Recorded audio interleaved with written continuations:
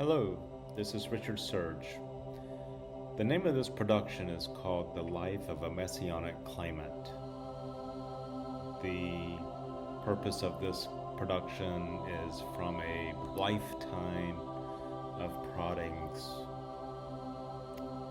making it feel like that I am one of those Messianic claimants who is going through a lifetime of tests and trials, getting closer and closer to that realization. This mindset has been with me since childhood, but at the age of 23, I went through a medical diagnosis that kind of propelled the mindset. And the journey with that has been a recurring trial and tribulation, getting closer and closer to that realization. And during that research, during these episodes, it has taken me through various scripture and also the etymology of my name. Richard is powerful ruler, Surge is servant. So you have this powerful servant king. And so it's just a play on of words, so to speak.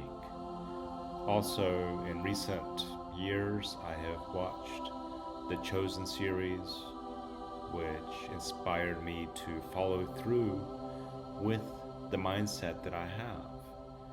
And also, this is the year of the Catholic year of Jubilee. I believe the Jewish year of Jubilee is in some future year. I am distantly aware of other Messianic claimants over time.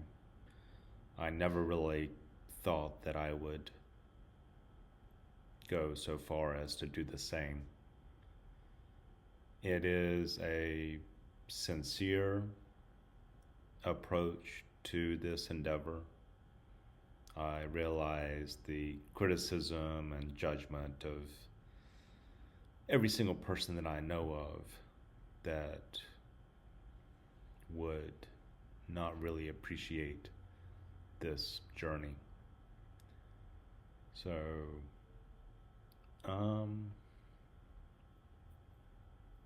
there's just a lot of,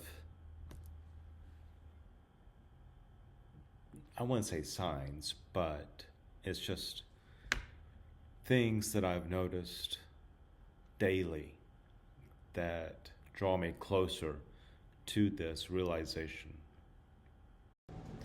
This is day one of actively recording messages or communications about this mindset. However, there's something that has been with me for many years. It's just the first opportunity to sit down and actually put together a production to record what it is that I'm going through. I don't know what it's going to be like tomorrow, next week, or next month, but I'm just trying to gather all my thoughts, write down notes, and try to organize the journey of sharing what it is that I've been through, what I'm going through, and how that I foresee applying this mindset to the future journey of where we're going. I'm 55 years old, so it would take a considerable length of time to describe all of my life leading up to now and the endeavor that I am pursuing and foreseeing the future actions and activities. There's a lot of events and things happening in the news as well. And so it just seems like the correct, proper timing for this production. But it could absolutely go nowhere.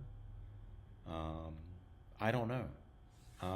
But the leadings and the proddings that I get internally, it would be very frustrating and a waste of my time and my life if something did not come of this. My undergrad in college is art, so I do have experience with creating productions. Not so much audiovisual, but as a graphic designer and photographer.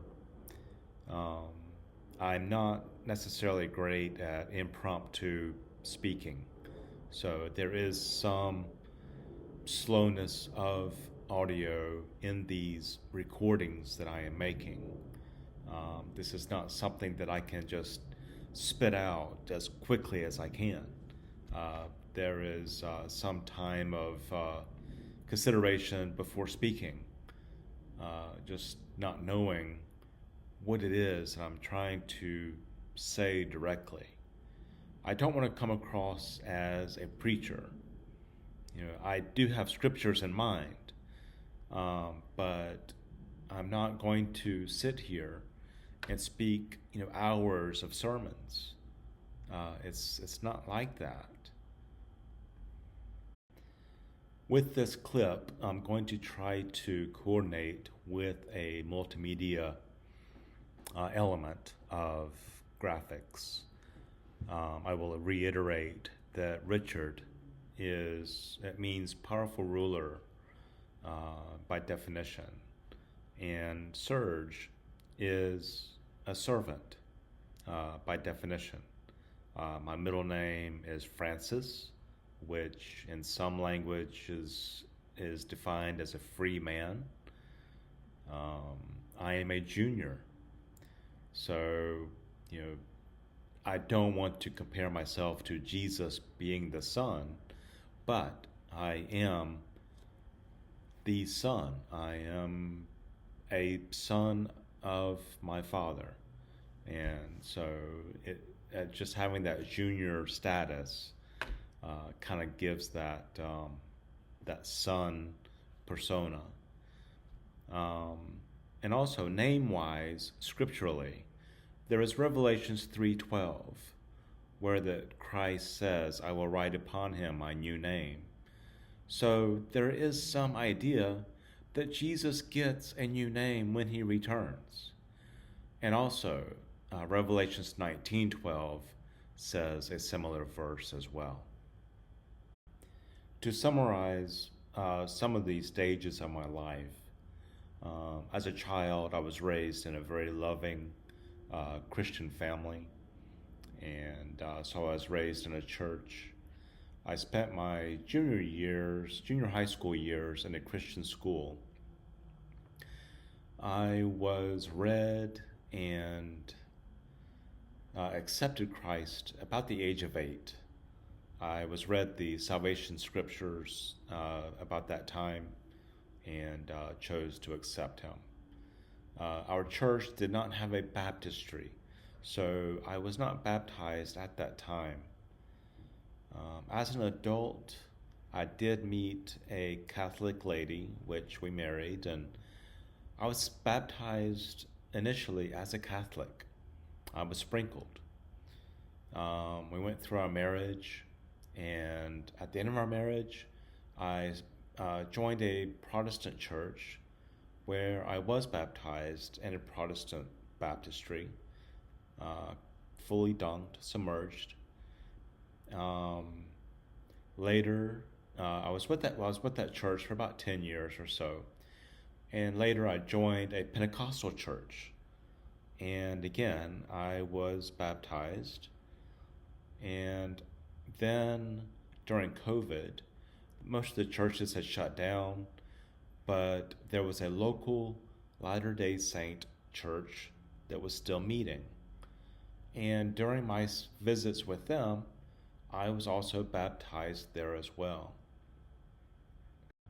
In describing my childhood, I went through a number of life-threatening situations, beginning even in the womb. My mother had a car accident. She ran off the road. And then as I think, 6 or 9 month old, I had an allergy to penicillin and was put on a breathing machine as a baby. Um, in elementary school, I had a number of head injuries, just from various accidents. Again, the education, I was in a public elementary school, then a Christian middle school, and then a public high school. I had a few spiritual experiences growing up. One in particular that I recall pretty well is basically navigating around a cliff, and the handholds were in the wrong places, and I couldn't navigate any further. And I was losing my grip, and I started falling back off the cliff. And something took my right hand and put it back onto the cliff rock. And the only way that I could go was straight up without any safety equipment or anything. And there was a sense of peace going up this cliff, like there was nothing that could hurt me. And I got through that and went on with my life. Accepting Christ as a young child, I did not really have a significant, radical transformation, um, or conversion at that time. It was just a very peaceful, casual experience. Um, I remember going through life as a child and adolescence and adulthood, where that I had an inner voice constantly. We would have conversations and arguments, but I always thought it was just my inner voice. But something is telling me that maybe it's more than that, and so I feel like that it has guided me through a number of situations, and whenever I choose to do my own thing, or if it's silent, then it will reoccur on the other side of the consequences of my choices. It's like it's waiting for me to get through whatever test or trial that I would put myself into. And so it almost borderlines the debate of predetermination and free will. And so, it's just a frustrating debate for me.